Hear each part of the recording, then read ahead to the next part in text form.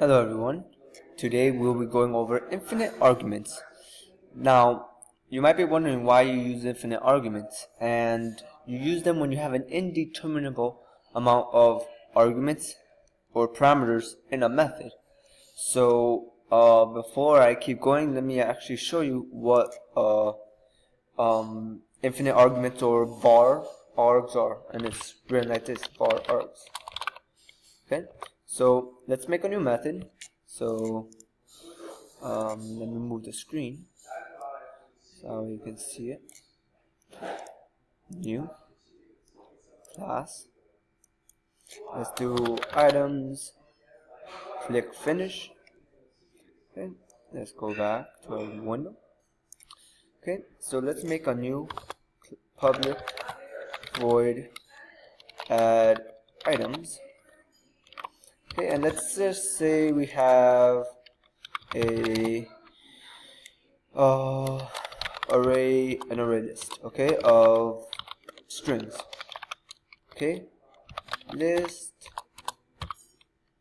Okay, so class no array list.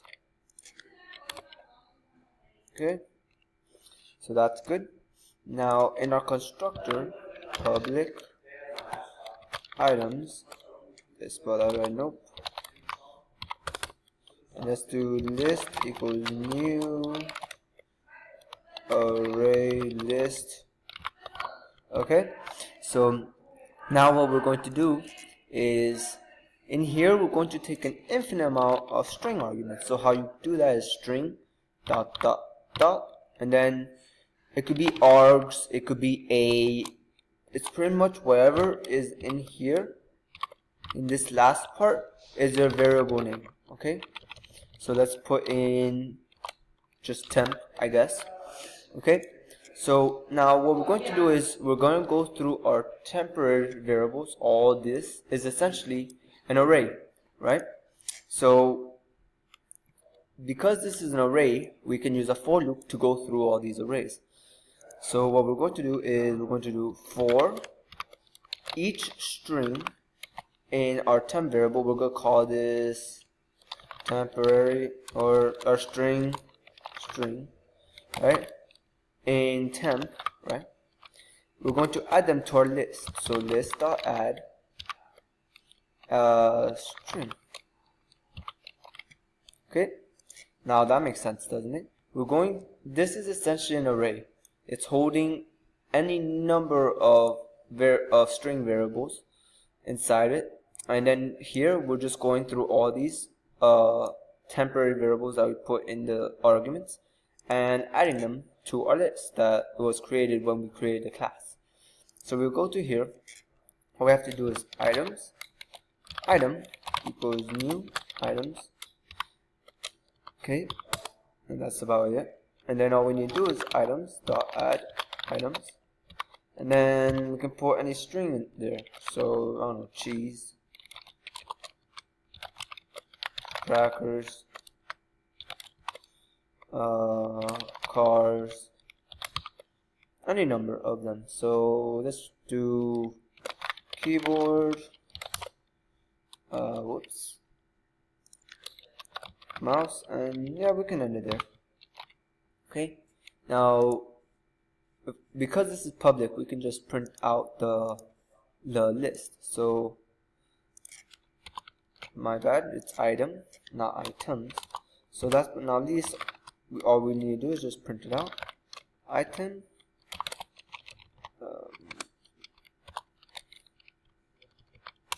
plus item dot list dot to string, and we should be good. Now if we run this, yep, we got just what we needed. Item, cheese, crackers, cars, keyboard, and mouse.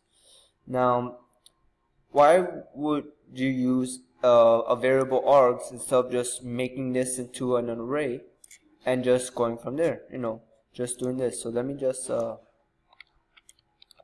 copy that.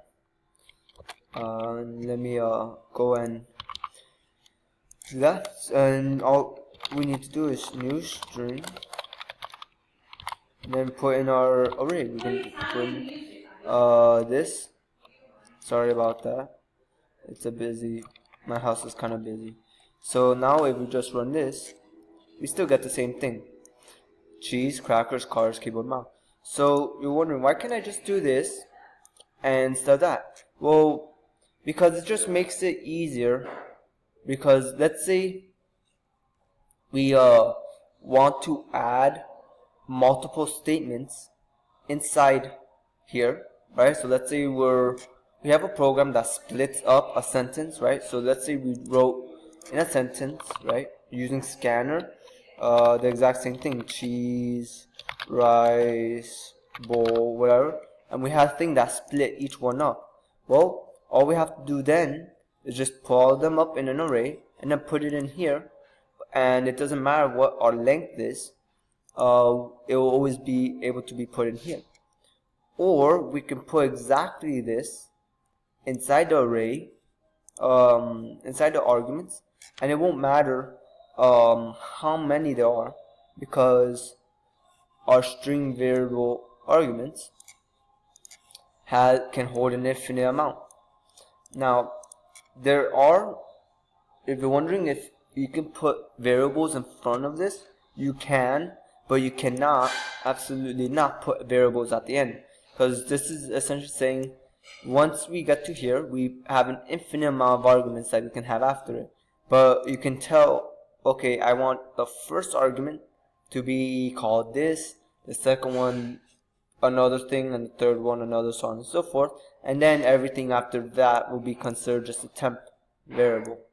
It will be in an array called temp, because string and temp is acting as a array. So that's pretty much just variable arguments.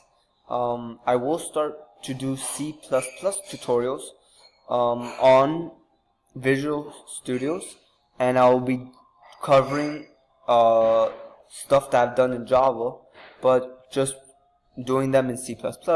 So for those who want to learn C++, you can learn C++ along while learning Java.